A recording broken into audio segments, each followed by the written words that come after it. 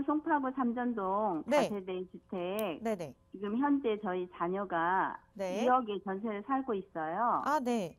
그런데 주인이 이제 3억에 이걸 매매를 내놔서 저희가 거주하는데 이걸 매매해도 괜찮을지 네. 네, 알겠습니다. 상담드립니다. 네, 송파구 삼전동이라고만 말씀 주셨는데 자세한 주소 알 수 있을까요? 105-7번지. 105-7번지. 네, 네, 송파구 삼전동. 3층입니다. 네, 네. 알겠습니다. 전세로 지금 자녀분이 거주 중이시고 이제 매수할까 말까 고민이 있으신 것 같아요. 네, 매수해도 괜찮을지 시기까지도 저희가 상담 도움 드릴게요. 팀장님과 인사 나눠보세요. 안녕하세요, 청자님. 네, 안녕하세요. 네, 반갑습니다. 한번 생각을 해보자고요. 네. 시청자님께서는 얘를 자녀분의 돈으로 매수할 생각이신가요? 아니면 어머니가 도와주실 생각이신가요?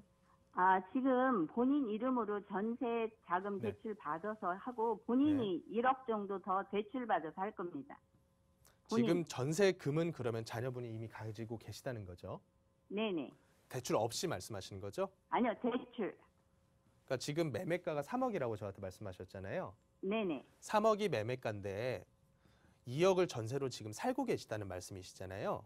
네네. 그러면 2억 전세 살고 있는 금액이 대출 없이 2억을 가지고 계시나요? 아니면 받으셨나요? 아니요, 1억이 전세, 1억이 전세 대출이니까 토탈 1억이 구매를 자기 하게 자금. 되면 2억이 되는 거죠. 그렇죠. 자기 자금 1억에다가 대출 1억이다라는 말씀이신 거고. 네. 그러면 추가적인 1억은 어떻게 하실 생각이세요?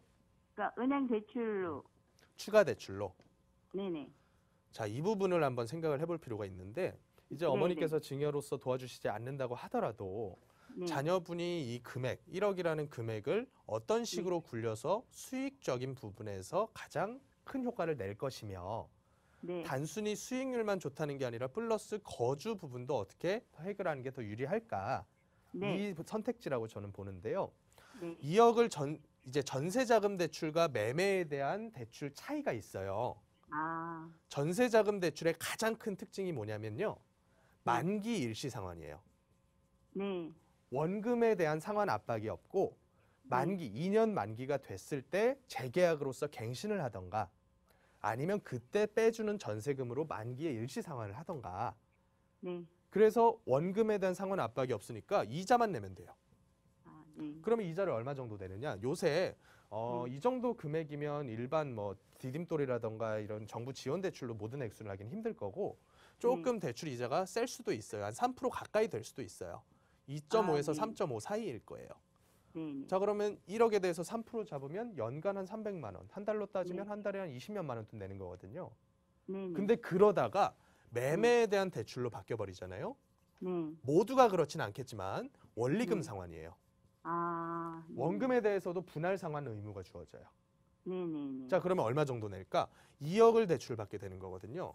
네. 2억 대출에 대해서 30년으로 나눠가지고 한번 계산을 해보자고요. 네. 2억에 대해서 월에 한 7만 원 정도가 되려나요? 70만 원. 네. 월에 70만 원이 원금이고요. 네. 2억에 대해서 대출 이자는 또 별도예요. 네네. 자, 한 100만 원 낸다고 칠게요.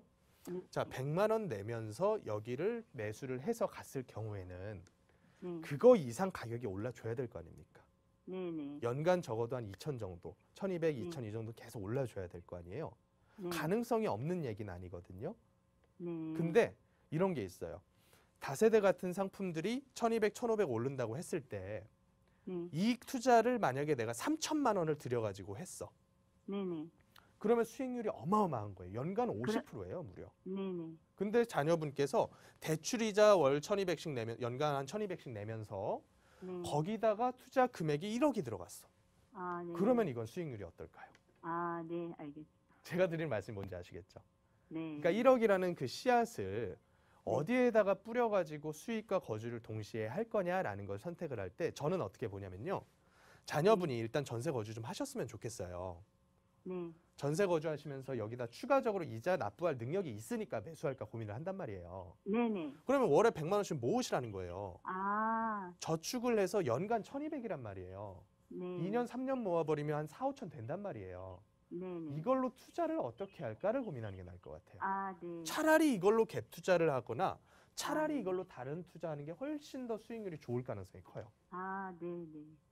그래서 이 부분은 자녀분의 성향하고도 굉장히 관련이 크니까 자녀분에게 말씀을 어머님이 잘 해주시고 선택을 네. 한번 해보시라고 전해주세요. 아우, 네, 감사합니다. 네, 고맙습니다.